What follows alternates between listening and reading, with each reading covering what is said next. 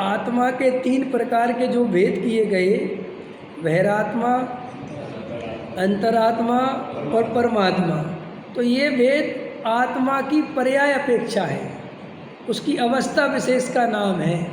आत्मा तो वास्तव में बहिरात्मा नहीं होता, आत्मा वास्तव में अंतरात्मा नहीं होता, आत्मा परमात्मा नहीं होता, आत्मा तो आत्मा ही होता है।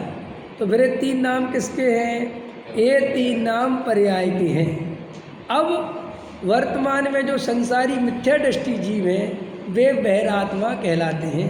बहिरात्मा का सीधा सा अर्थ है जो बाहर में जिसकी दृष्टि लगी हुई है। जैसे अंतरात्मा की खबर नहीं है तो अंतर में त्रिकालिक रूप भगवान आत्मा जो ज्ञायक भाव अंदर विराजमान है, जो उसको नहीं पहचानता, जो उसको नहीं जानता, जिसका अपनापन पर पदार्थों में फैला हुआ है, वो सब जीव बहिरात्मा है।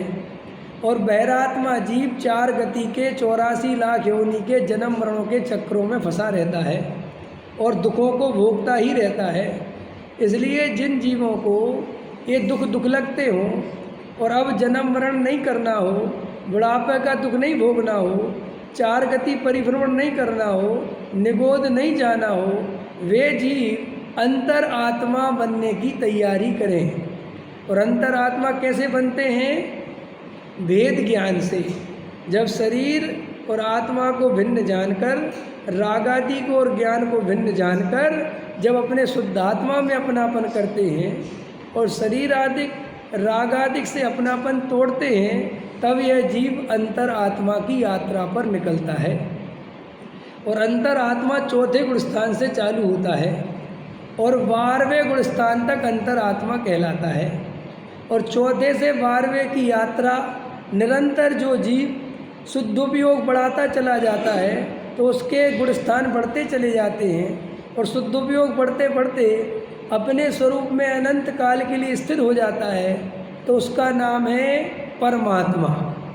फिर तीसरी अवस्था आत्मा को प्राप्त होती है, उसका नाम है और फिर रही है अनंत काल यथा तथा शिव परिणमे।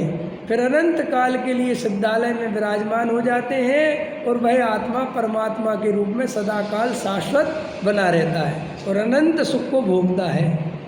ठीक है, जैसे निगोदिया अनंत दुख को भोगता है जिसके दुख का अंत नहीं, ऐसे ही सिद्ध भगवान अनंत सुख को भोगते हैं, उनके सुख का अंत नहीं। अब तुम्हें चुनाव करना है, अनंत दुख चाहिए कि अनंत सुख चाहिए।